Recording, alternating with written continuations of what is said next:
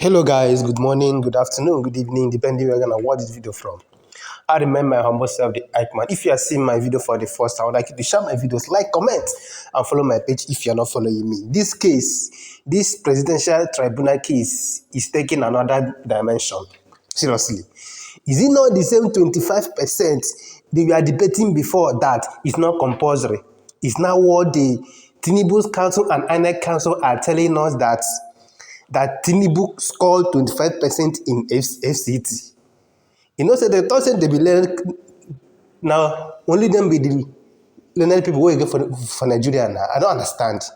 Wetin dey happen, wetin dey sup sef, wetin dey sup? Which kind 25%? Which is obvious that it was only Peter Obi that scored 25% in the FCT.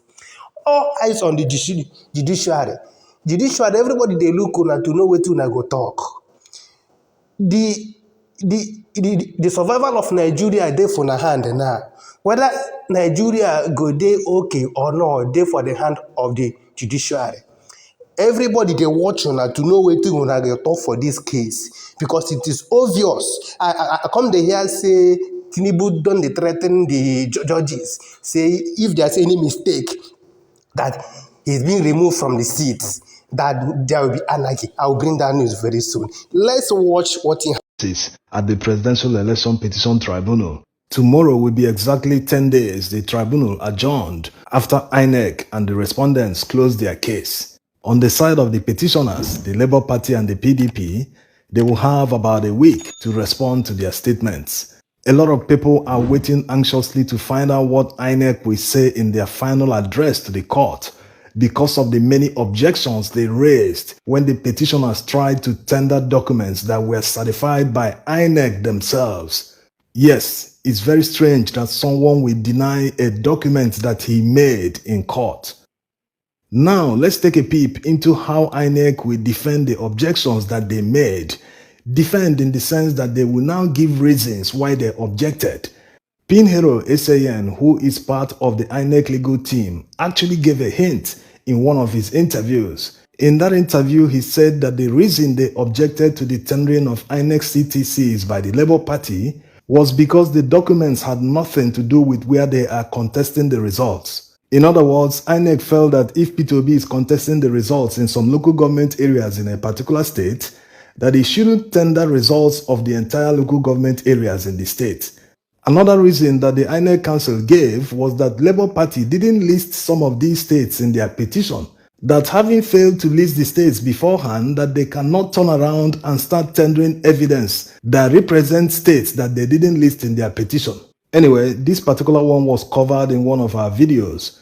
The Labour Party listed some states and at the end they wrote others, which means the others can cover the entire states of Nigeria. And they do have the right to demand result sheets from other states of the country because it is a presidential election. This reason can be likened to what the APC were saying after the election, that they will challenge the results in the Southeast geopolitical zone, that the election was rigged in Labour Party's favor. But at the end of the day, when they came to court, they didn't challenge the election in the Southeast. In fact, it was only in Kano that they challenged the results of the election. On the other hand, Peter Obi ended up challenging the results in the Southeast geopolitical zone. Yes, the Labour Party tendered INEC CTCs from Imo State. Many places where INEC officials didn't bother to go on election day, results were eventually written for those places and they were uploaded, especially the local government area of the current governor Hope Uzodimma. It was covered by many news media, where electoral officers were saying that they came back to submit their forms because elections didn't hold. Let's take a listen. So that I will exempt myself in case there is any result from that polling unit. I have 12 polling units. No election was conducted in any of them. Now that we are at the final address stage at the Presidential Election Petition Tribunal, let's look back and see how INEC conducted themselves during the trial. Number 1, INEC actively prevented the petitioners from proving their case. Why will an independent, neutral electoral commission do this to a political party? If they truly conducted this election free and fair like they claimed, why are they fighting a political party and making it obvious that they are backing another political party? It's not their job to be raising all the defense and objections. A neutral body would have submitted all the results even without subpoena. They would have told the court, hey, look at all the results that we calculated before we declared this person the winner.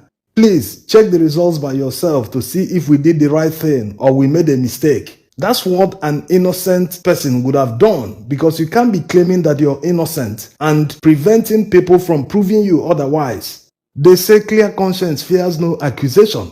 What are people in INEC afraid of? Maybe the answer would be in number 2. INEC seriously withheld evidence.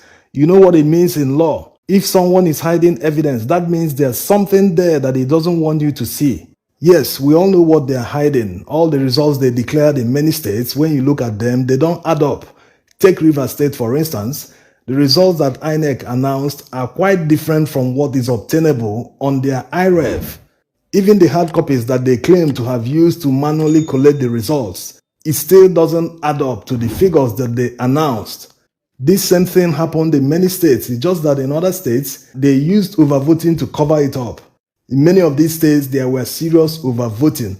Of course, Labour Party have succeeded in proving it by tendering the Beavers report that INEC themselves gave them.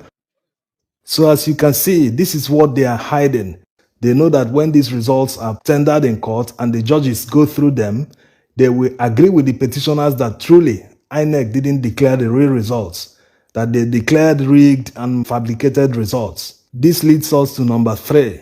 INEC officials disobeyed valid court orders and they dodged subpoenas. In many situations, the petitioners wanted them to bring the documents to court by themselves so that they would just take it from them and tender to court, but they refused. In one instance that they came, they claimed that the documents don't exist. One of the documents that they didn't want to tender to the Labour Party, they themselves eventually brought it to court. Yes, that document was part of their witness statement. In the process of disobeying a valid court order, the INEC officials committed number 4, suppression of evidence. Before the Presidential Election Petition Tribunal started sitting, the Labour Party legal team had come to the same court to obtain a court order mandating INEC to allow them to inspect the Beavers machines that were used to conduct the presidential election. INEC disobeyed that order. Instead, they went to court to ask the court to authorize them to back up every information on the Beavers to their back-end server. The reason they gave was that they wanted to use the Beavers machine to conduct the governorship election. Therefore, they needed to wipe every information and back them up in their back-end server. So they suppressed evidence. No one knows if they tampered with the information, even the ones on their back-end server that they ended up giving the Labour Party in form of CTCs. No one truly knows.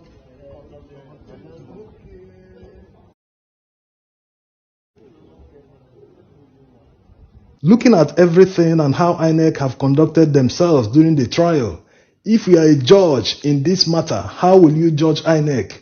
By their behavior, it is obvious that they are not innocent. They have shown that they have something to hide, and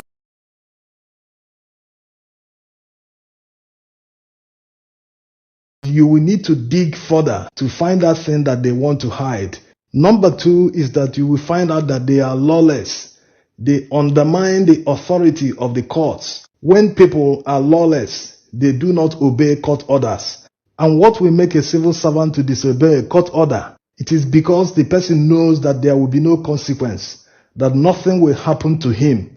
Look at Adam Awarek, for instance. Despite what he did, no one has brought him to justice. In fact, he turned around and used the same court to stop his trial. Is that possible?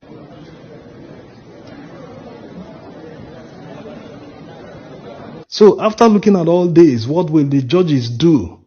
Just like how investigations work, they will need to dig further to know what INEC is hiding. They must find answers to all questions, except the ones that they can't answer. But you know how investigations work. At every stage, new questions arise. You have to answer them or solve them before moving on. You will do this until you prove your case. And hopefully the judges will go through the evidence and finally agree with the petitioners that truly INEC performed magic during the election. Another important evidence that the court will use is the EU report. In that report, they will find out how INEC officials intentionally didn't go to many polling units on time In places where they arrived at midday, many of them didn't come with result sheets to conduct the election. So they used this method of disenfranchisement to suppress the votes in places where the Labour Party candidate is popular. All these strategies they deployed in order to achieve a predetermined figure. Nigerians are watching and hoping that justice will be done so that the people who won election will truly take back their mandate. Thanks for watching.